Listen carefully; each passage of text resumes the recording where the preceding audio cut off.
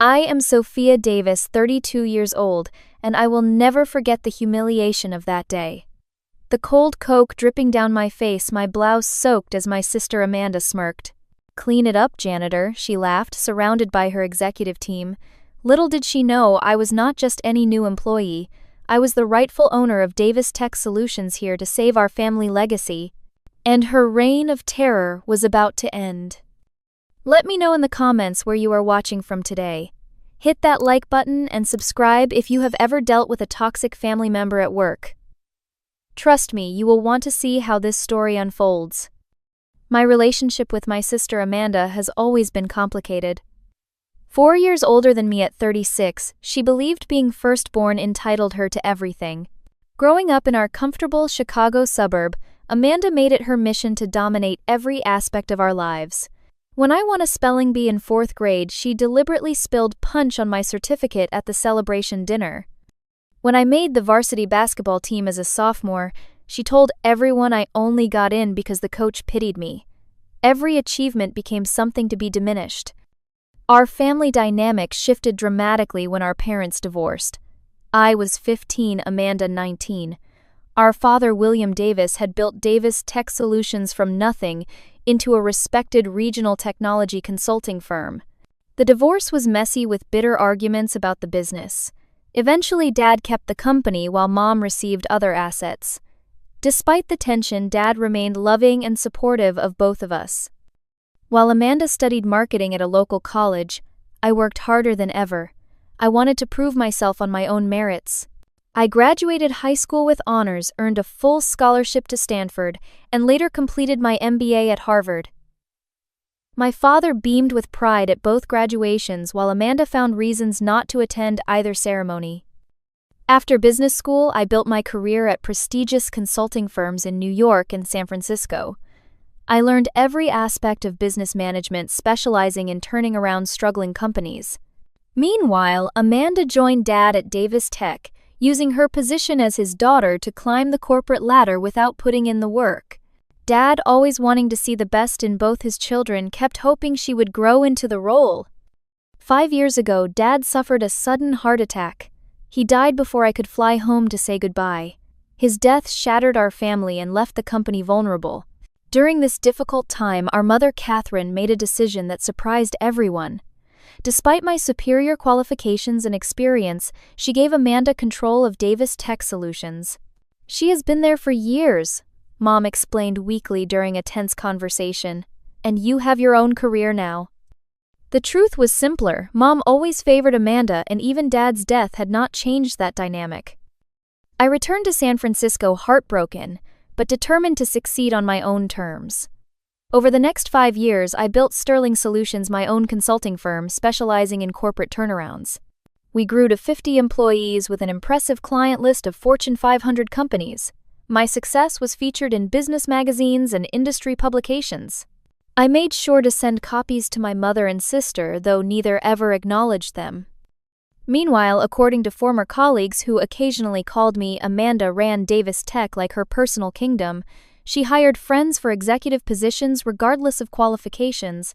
She approved extravagant expenses, including luxury cars, first-class travel, and office renovations, focused primarily on her own expansive suite. Longtime employees who had been loyal to my father were pushed out in favor of yes men and women who enabled her worst impulses. The results were predictable. Within 3 years, revenue had dropped by 40%. Client relationships my father had cultivated for decades deteriorated as service quality declined. Bills went unpaid while Amanda and her inner circle enjoyed lavish salaries and bonuses. The company that had been my father's pride and joy, that employed over 200 people at its peak, was circling the drain. I kept my distance. The pain of being passed over still stung, and I had my own business to run. Besides, Amanda made it clear she wanted nothing to do with me or my expertise. The few times I attempted to reach out, she responded with dismissive texts or did not respond at all. I told myself it was her problem now. Then came the call that changed everything. My mother, sounding older and more fragile than I remembered, called me late one night in March. "Sophia," she said, her voice trembling, I need your help. The company, your father's company, Amanda is going to destroy it completely. Why should I help? I asked, pacing my San Francisco apartment. The city lights twinkled below my window as I held the phone tightly. Amanda made it clear years ago that she wanted nothing to do with me or my advice. I know, Mom replied, her voice small, and I bear responsibility for that. I should have insisted you both share leadership. It goes beyond that, I said, memories flooding back. Do you remember when the Harvard admissions interviewer came to meet me at the house? Amanda deliberately spilled coffee on my application materials and transcripts minutes before he arrived? Or my first date with Michael Peterson. She told him I had been hospitalized for mental issues. The line went quiet for a moment. I did not know about those things, Mom finally said. But Sophia, this is bigger than old wounds. The company your father built is weeks away from bankruptcy. Over 100 families depend on those jobs. And Amanda, she does not see how serious it is. I sank onto my couch thinking about my own company, Sterling Solutions. We had just landed 3 major contracts. My team was executing brilliantly under the day-to-day leadership of my business partner, Jack Reynolds. For the first time in years, I had planned a real vacation, 2 weeks in Italy starting next month. What exactly is happening? I asked my consultant brain, already shifting into problem-solving mode. Mom hesitated. Amanda is planning to sell the company to Value Corp. Do you know them? I sat up straight. Value Corp. They are corporate raiders. They buy struggling companies, strip their assets, and fire most of the staff. What price are they offering? $12 million, Mom said. I nearly dropped the phone. $12 million. The company was worth at least $80 million when Dad died. Even in its current state, it should be worth $30 to $40 million minimum. There is more, Mom continued. I overheard Amanda on the phone. She and her executive team are getting special consulting contracts with Value Corp after the sale goes through. Sophia, I think they are deliberately tanking the company for their own benefit. My blood boiled as the pieces fell into place. This went beyond incompetence into the realm of fraud. What do you want me to do? I asked. Amanda would never accept my help. She would slam the door in my face. I still own 40% of the company, Mom revealed. Your father left provisions in his will. I have been a silent partner, but I have rights. If you come back, I can sign over my proxy to you. Between that and the 10% you inherited from your father, you would effectively control the company. Amanda would fight me every step of the way, I pointed out. That is why I have another idea, Mom said, lowering her voice, as if Amanda might somehow be listening. What if you came in, undercover, with a different last name, some changes to your appearance? You could assess the situation from the inside before making any moves. The idea was outlandish, like something from a television drama, and yet it had merit. If I showed up as Sophia Davis, Harvard MBA, and successful CEO Amanda would immediately be on guard. But as an anonymous new hire, I could see the true state of the company culture and gather evidence of any wrongdoing. I would need to leave my company for at least a few weeks, I said, thinking aloud. Jack could handle things, we have systems in place. And I would need legal documentation from you, something that cannot be challenged when I eventually take action.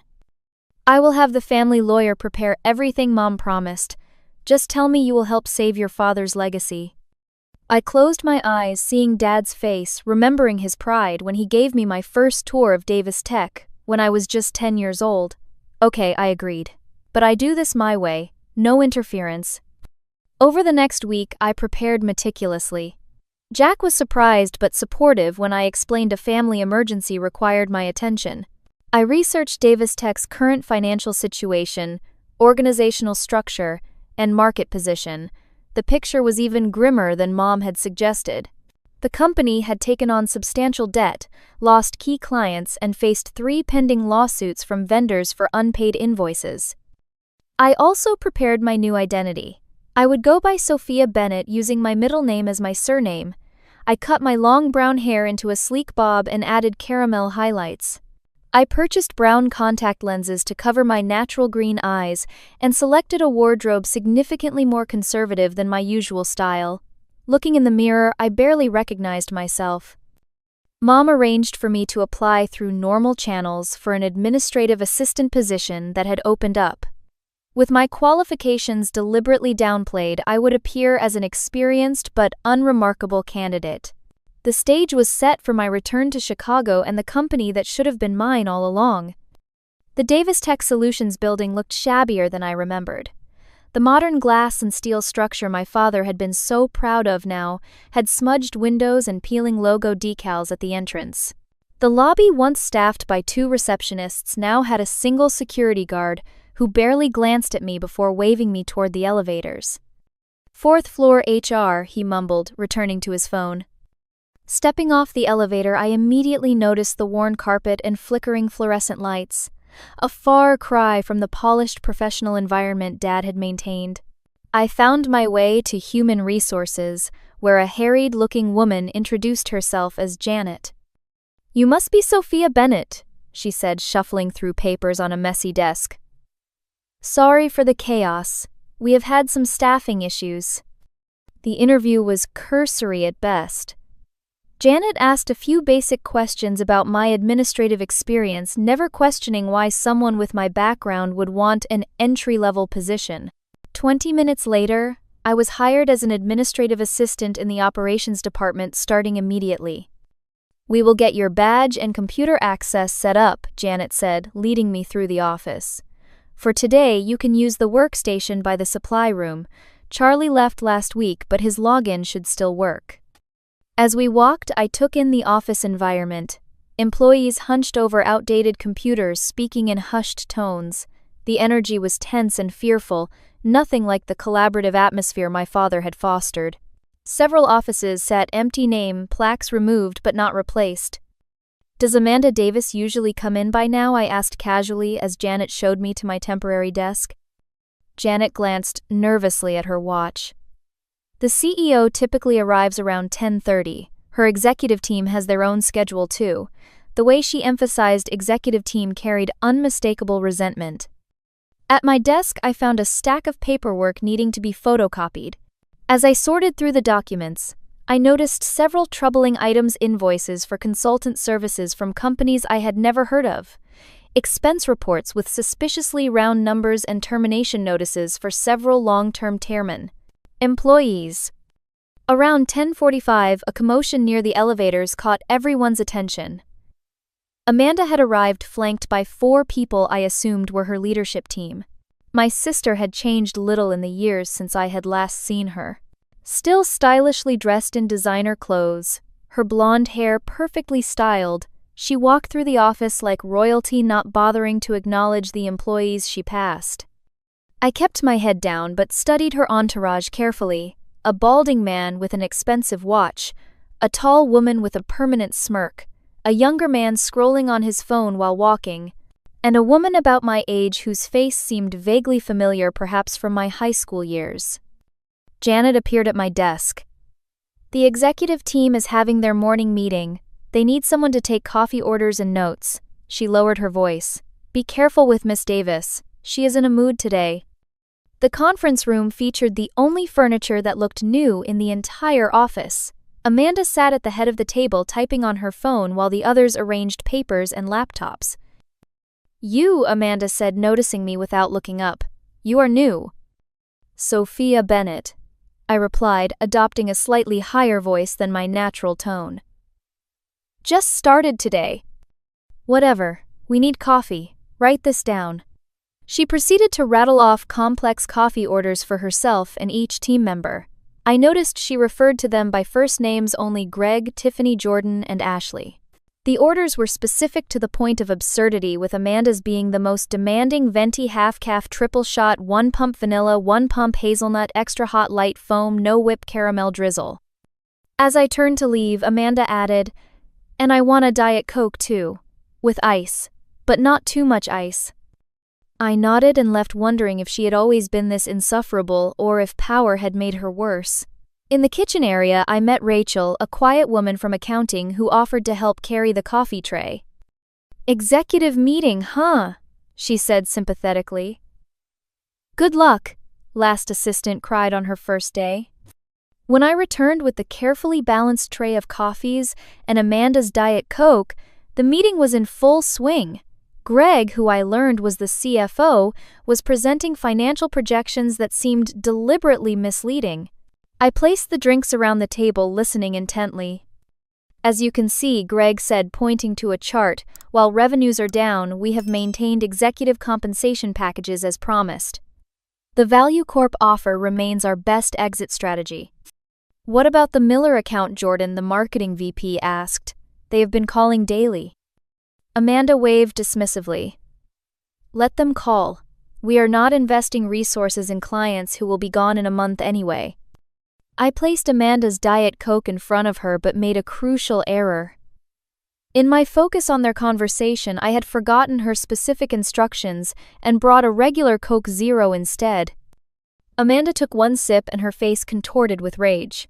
What is this? She spat. Your Coke, I said, immediately realizing my mistake. This is not Diet Coke. This is Coke Zero. Are you stupid? Her voice rose sharply. The others at the table exchanged glances, some uncomfortable, others amused. I apologize, I began. I can get you the correct drink right away. Without warning, Amanda stood up and threw the entire cup directly into my face.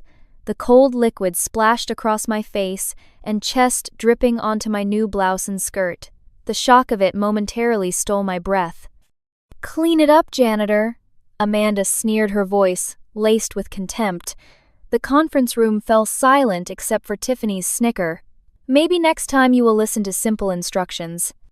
I stood there, soda dripping from my chin, fighting every instinct to reveal my identity and end this charade immediately.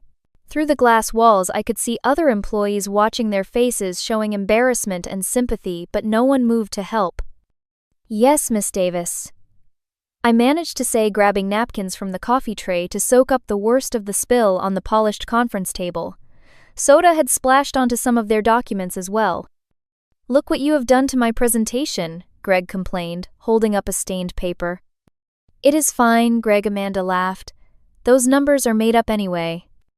They all laughed at that while I continued cleaning my hands, shaking with suppressed fury. After I had done my best with the table, I excused myself to clean up in the restroom. As I left, I heard Amanda say, "Get someone competent to bring me a proper Diet Coke, and make sure that one stays away from client meetings. She looks like a drowned rat." In the bathroom, I stared at my reflection. Soda had matted my hair and stained my new blouse beyond salvation.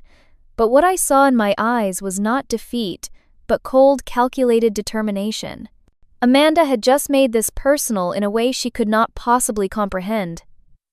The plan had changed. I was no longer just here to save the company. I was here to take it back, and make sure Amanda never had the power to humiliate anyone ever again. I was dabbing at my ruined blouse with paper towels when the bathroom door opened. A woman about my age with kind eyes and a sensible bob entered carrying a small fabric tote bag. I thought you might need this, she said, pulling out a navy cardigan. I keep spare clothes in my desk for emergencies, usually coffee spills, but soda attacks qualify too.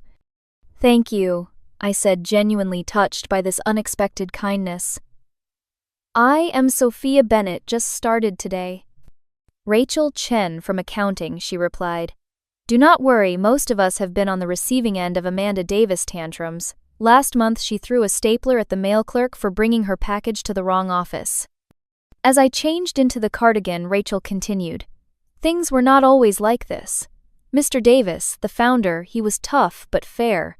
Since he passed away and his daughter took over, everything has gone downhill.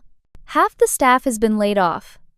The rest of us have had our salaries cut twice, and the executive team keeps buying new luxury items for themselves. I listened intently, asking careful questions that would not reveal my true identity. Rachel was a goldmine of information, explaining how Amanda had systematically replaced experienced directors with friends who had little to no relevant experience. She detailed projects abandoned, halfway clients neglected, and vendors left unpaid for months. Why do you stay? I asked her. Rachel sighed. 10 years until retirement, health insurance for my husband's condition, not many accounting jobs that pay enough in this economy. We all have our reasons. Over the next few days, I built a network of allies among the rank-and-file employees. Rachel introduced me to David from IT, a brilliant systems engineer who had been with the company since its early days.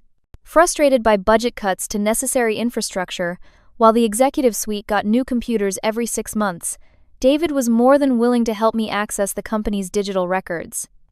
"It is not even hacking," he explained as he gave me higher system privileges than my position warranted. "The security is so outdated and the password so obvious that anyone could get in. I have been telling them for years we need better protocols." With David's help, I uncovered the full extent of Amanda's mismanagement and potential fraud. The financial records were damning. While the company struggled to make payroll for regular employees, Amanda and her team had awarded themselves substantial bonuses. They had created shell consulting companies that billed Davis Tech for services never rendered. Expense reports showed personal purchases disguised as business necessities. Most disturbing were the emails between Amanda and Value Corp. The $12 million offer was indeed far below market value, but emails revealed why Amanda was pushing for it. She and her executive team would receive consulting contracts with Value Corp worth millions after the sale, essentially kickbacks for selling the company cheaply. "These people are vultures," David said when I shared my findings. "They will strip the company for parts and fire everyone except maybe a skeleton crew to maintain existing contracts until they expire." I also identified the honest, hard-working employees who could be part of the solution. Marcus in sales, who still maintained relationships with clients despite having no support. Elena in product development, whose innovations were shelved because they would require investment. 15 key people across departments who still cared about the company my father had built. Meanwhile, I compiled detailed evidence of every suspicious transaction, every misleading financial report, and every email that suggested fraud or breach of fiduciary duty. I created backup copies of everything and stored them securely outside the company systems. I recorded conversations when legal took photos of physical documents and built a comprehensive case that would stand up to scrutiny. By the end of my second week, I had a complete picture of the operation. Amanda and her team had essentially been looting the company while driving it toward an acquisition that would benefit them personally at the expense of shareholders, employees, and my father's legacy. The Value Corp deal was scheduled to be finalized the following week, with a major presentation to their executive team on Friday.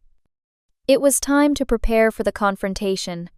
I contacted my mother, asking her to be present at the office on Friday afternoon.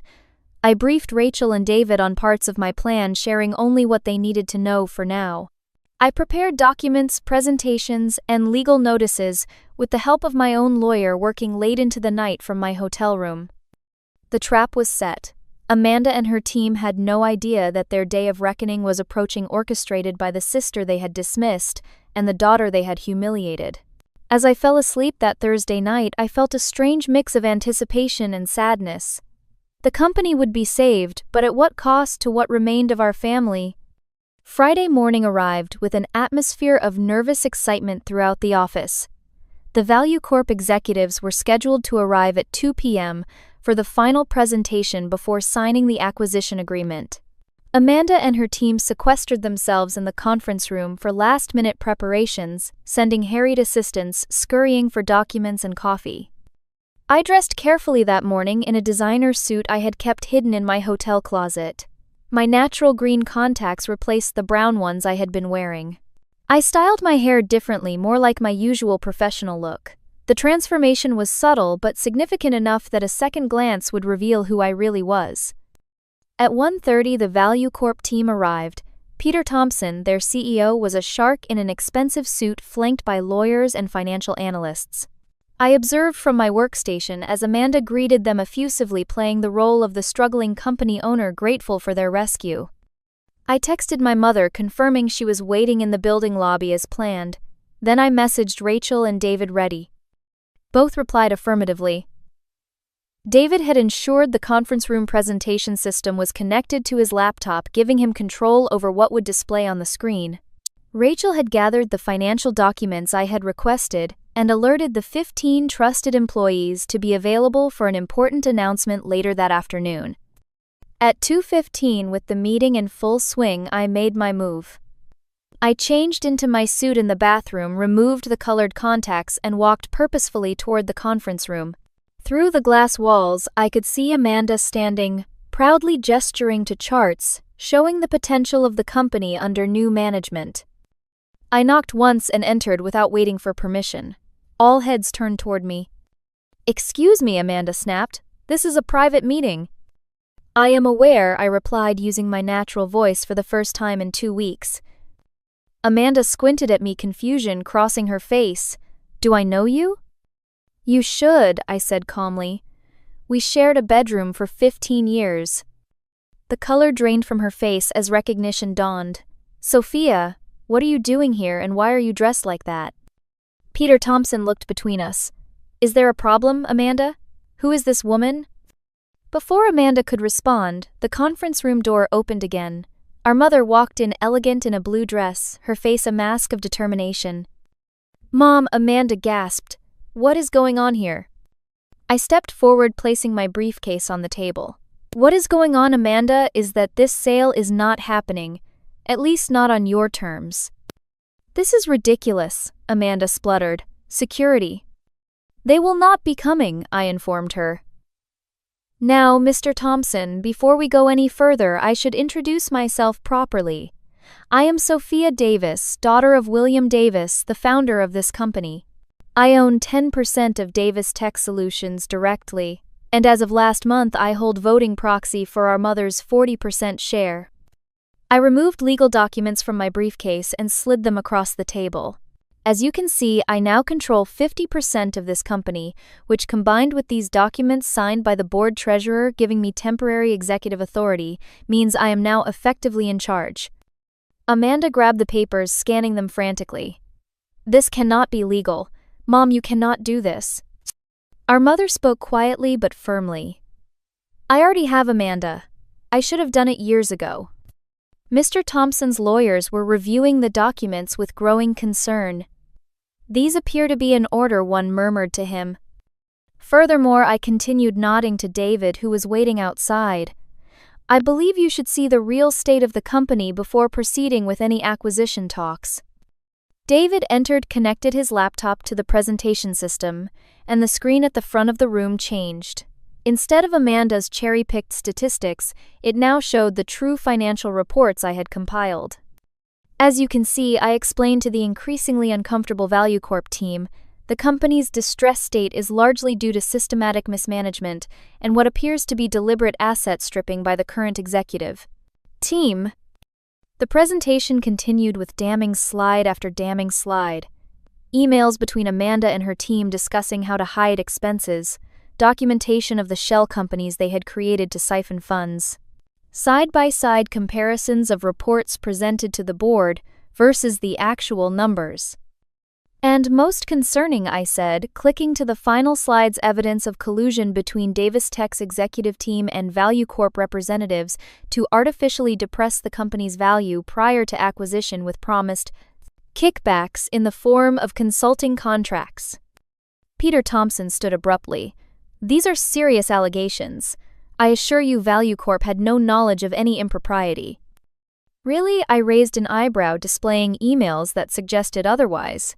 "My legal team will be happy to depose you under oath about that claim." The ValueCorp lawyers were whispering urgently to Thompson now. Amanda looked shell-shocked while her team exchanged panicked glances. "In light of this information," Thompson said stiffly, "ValueCorp will be withdrawing our offer and conducting an internal investigation. We will cooperate fully with any inquiries from relevant authorities." He nodded curtly and led his team out of the room, leaving Amanda and her executives alone with my mother and me. "You have been playing dress-up," Amanda hissed once they were gone, "pretending to be CEO while destroying a deal that could have saved this company." "Saved it?" I laughed incredulously. "You were selling it for pennies on the dollar while arranging golden parachutes for yourself and your friends. That is not salvation, it is theft." I turned to Greg, the CFO. "Gregory Wilson, You are terminated effective immediately for financial misconduct and breach of fiduciary duty. Security will escort you to clear your desk. Do not take any company property or documents." Greg stood, his face red with anger. "You cannot do this. I have a contract." "A contract you violated with multiple acts of financial misrepresentation," I replied calmly. "My legal team will be in touch about potential restitution of misappropriated funds." One by one, I fired each member of Amanda's team. Tiffany, the operations director, who had approved countless fraudulent expenses. Jordan, the marketing VP, who had deliberately tanked client relationships to push them toward Value Corp subsidiaries. Ashley, the HR director, who had facilitated the termination of whistleblowers and critics. Each protested. Each threatened legal action. Each was escorted out by security guards David had briefed on the situation. Finally, only Amanda remained staring at me with a mixture of shock and hatred. "You were always jealous," she said bitterly. "Always thought Dad loved you more. Now you swoop in to steal what is rightfully mine." "What was rightfully yours," I replied, keeping my voice level despite my anger. "The company Dad built over 30 years, the livelihoods of hundreds of employees, those were never yours to destroy, Amanda. They were a responsibility you were entrusted with, and you failed completely." I stood and straightened my jacket. "Amanda Davis, you are terminated as CEO of Davis Tech Solutions for gross misconduct, breach of fiduciary duty, and suspected corporate fraud. You will be escorted from the building immediately. Your access to all company systems and facilities is revoked." "You cannot fire me," she shouted, standing so quickly her chair tipped over. "I will sue you. I will destroy you." "With what evidence?" I asked quietly. "Every document, every email, every financial record shows what you have done. Sue if you want, but be prepared for counterclaims and potential criminal charges." Amanda turned to our mother, who had watched the entire confrontation in silence. "Mom, are you going to let her do this to me? After everything?" Our mother looked at her with sadness in her eyes. "Amanda, you did this to yourself. I enabled you for too long, and for that I am sorry. But Sophia is right. This has to end." The security team arrived to escort Amanda out. As she reached the door, she turned back, tears of rage in her eyes. "This is not over, Sophia. You will regret this." I watched her go, feeling no satisfaction, only resolve. "Actually, Amanda, it is just beginning." After Amanda and her team were escorted from the building, I called an all-staff meeting in the largest conference room. Employees filed in confusion and anxiety evident on their faces. Many had witnessed the dramatic exits of the executive team but understood little of what was happening. I stood at the front of the room beside my mother and Rachel, whom I had asked to join me. When everyone was seated, I took a deep breath and began. "For those who do not know me, my name is Sophia Davis. I am the daughter of William Davis, who founded this company 35 years ago. Some of you may have noticed I have been working here for the past 2 weeks under a different name as Sophia Bennett." Murmurs spread through the room as recognition dawned on faces that had seen me getting coffee, making copies, and yes, having soda thrown in my face. "I came here undercover because I needed to understand what was really happening at Davis Tech." What I found was both deeply troubling and oddly inspiring. I found a company being deliberately mismanaged by its leadership team, who were enriching themselves while driving the business toward a sale that would have resulted in most of you losing your jobs. I paused, looking at the worried faces before me. But I also found dedicated professionals who continued to do excellent work despite terrible conditions. I found people who cared about this company, its clients, and each other, and that gives me hope. I outlined what had happened with Amanda and the executive team being careful to stick to facts without unnecessary drama. I explained that as the controlling shareholder, I was appointing myself interim CEO effective immediately. "I know many of you are worried about your jobs," I said, "so let me be clear, there will be no layoffs of honest, hard-working employees. In fact, my first action as CEO is to reverse the salary cuts implemented over the past 2 years." The tension in the room visibly eased, a few people even applauding cautiously. My second action is to announce several interim leadership appointments. I gestured to Rachel. Rachel Chen will serve as interim chief financial officer. Her integrity and detailed knowledge of our finances make her the perfect person to help us understand our true financial position. Rachel looked stunned but straightened her shoulders with newfound confidence. David Mercer will serve as interim chief technology officer with a mandate to upgrade our severely neglected systems infrastructure. The announcements continued as I named several other trusted employees to leadership positions. With each name, I could see hope beginning to replace fear in the room. We face significant challenges, I acknowledged. Our cash position is precarious. Several major clients are considering leaving. Vendors need to be paid. But Davis Tech Solutions still has valuable intellectual property, talented people, and a strong foundation built by my father. Together, we can rebuild this company into something we can all be proud of. I ended the meeting by giving everyone my email address and encouraging them to share ideas and concerns directly with me. My door is always open, I promised. This is your company too. The weeks that followed were among the most challenging of my career. I worked 18-hour days splitting time between Chicago and video calls to my own company in San Francisco, where Jack was holding down the fort. I personally called every major client, many of whom remembered my father and were willing to give us another chance under new leadership. The financial situation was dire. Amanda had left the company with barely enough cash to make the next payroll. I arranged a personal loan to cover immediate expenses while we sorted out the mess. Rachel proved invaluable, working tirelessly to reconstruct accurate financial statements and identify unnecessary expenses that could be cut immediately. David tackled the outdated technology infrastructure, prioritizing security updates and improvements that would help employees work more efficiently. With even basic tools and support, productivity began to improve almost immediately.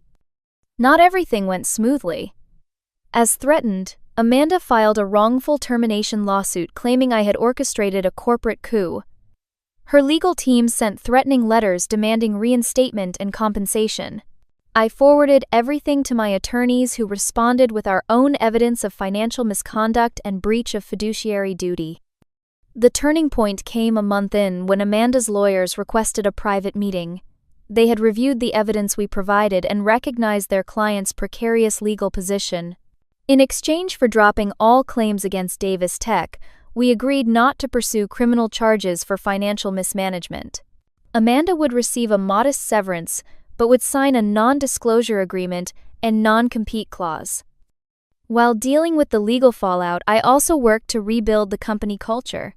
I moved out of the lavish executive suite Amanda had created and set up my office in an open area where employees could see me and approach with questions. I instituted weekly town halls where anyone could ask questions or share ideas. Slowly, the fear that had permeated the office began to dissipate. My relationship with my mother evolved during this time too.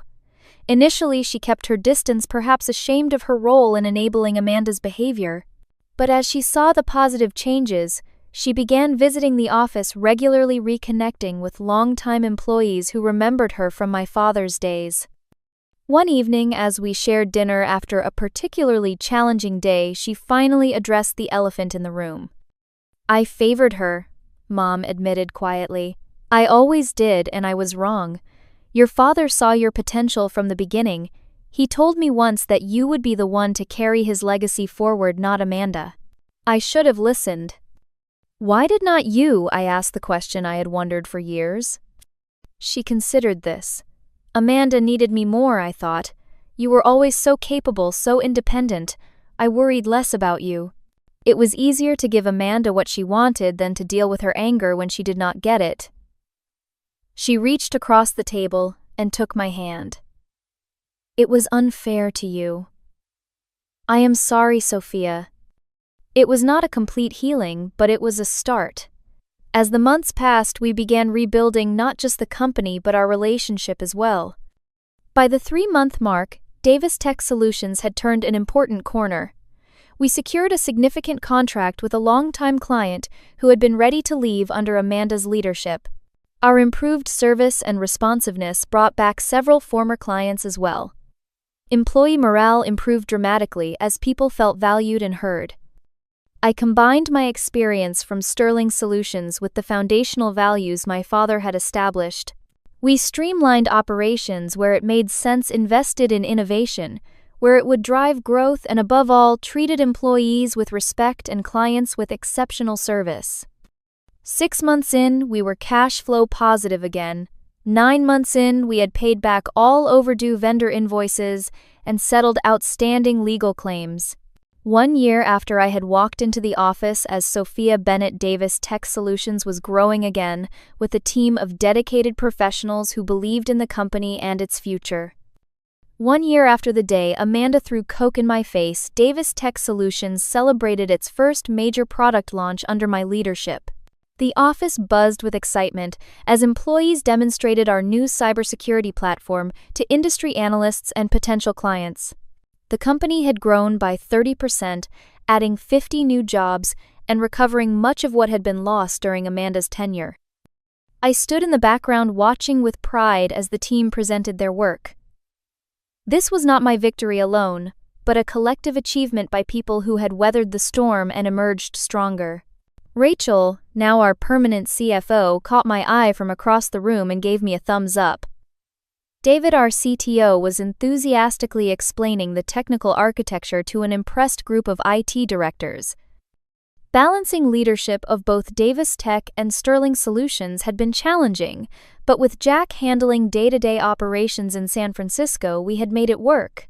In fact, the two companies now collaborated on projects creating synergies neither could have achieved alone.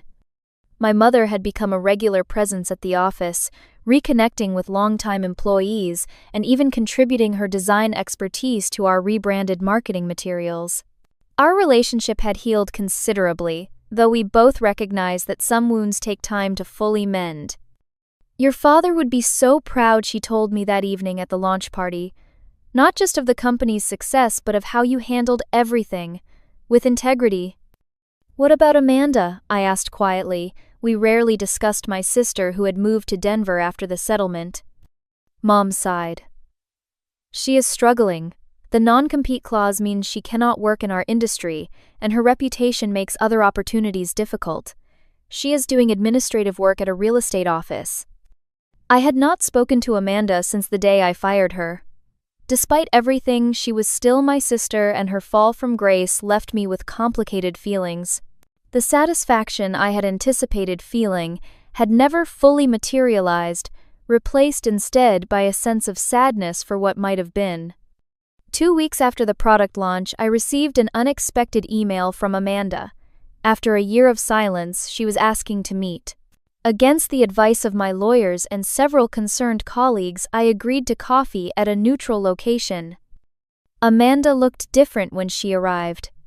The designer clothes and perfect hair were gone, replaced by a simpler, more subdued appearance.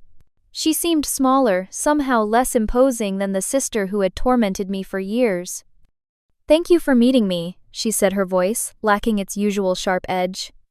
"What do you want, Amanda?" I asked directly. She stared into her coffee cup for a long moment. "I want to apologize. Not because I expect forgiveness or because I want anything from you, but because I need to say it." I listened skeptically as she continued. "I was cruel to you. All our lives, but especially at the company. Throwing that drink in your face." She shook her head. "I have had a lot of time to think about who I became and why. It is not pretty." "Why did you do it?" I asked the question that had haunted me for years. "We are sisters. We could have worked together, built something great." Amanda looked up, tears in her eyes. "Because I was terrified of you. Always. You were smarter, more capable, more like Dad. I knew if you ever came back to the company, everyone would see what I already knew, that you were better than me in every way." Her honesty surprised me. "So you pushed me away and surrounded yourself with people who would never challenge you." She nodded. "And I destroyed Dad's company in the process. Lost everything. Hurt people who did not deserve it." She wiped away a tear. "I am not asking for my job back. I know that is impossible. I just wanted you to know that I understand what I did and I am sorry. I sat with her words, feeling the weight of our shared history. What will you do now? Keep trying to rebuild my life, she said simply, one day at a time. As I drove back to the office, I reflected on the strange journey of the past year. I had come back seeking justice, perhaps even revenge, but had found something more valuable: purpose and perspective. The company was thriving not because I had vanquished my sister, but because we had returned to the values my father had instilled: integrity, innovation, and treating people with respect. 3 months later, I made a decision that surprised everyone, including myself. We were opening a small satellite office in Denver, focused on client support. I offered Amanda a position not in leadership but in client relations, where her communication skills could be valuable. She would report to Rachel with clear performance expectations and oversight. "Why would you do this?" my mother asked when I told her. "Because holding on to anger was consuming too much of my energy," I explained, "and because everyone deserves a chance to redeem themselves, even Amanda." The lessons of this journey have been profound. I learned that true power comes not from control or dominance, but from lifting others up and creating an environment where everyone can contribute. I discovered that sometimes the greatest victory is not destroying your adversary, but transforming a toxic situation into something healthy and productive. Most importantly, I realized that while we cannot choose our family, we can choose how we respond to the wounds they inflict. Healing does not mean forgetting or excusing harmful behavior. It means refusing to let that behavior define you or determine your future actions. Today, Davis Tech Solutions is stronger than ever, not just financially, but culturally. We have become the company my father always envisioned, where innovation thrives because people feel valued and heard. And I have become a leader who understands that true success is measured not just by profit margins, but by the positive impact we have on the lives we touch. Have you ever had to work with a difficult family member? How did you handle it? Let me know in the comments below.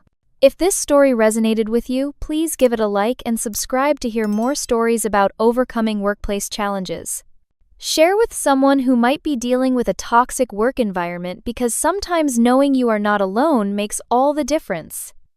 Thank you for listening to my journey, and remember that even the most painful experiences can lead to unexpected growth and wisdom.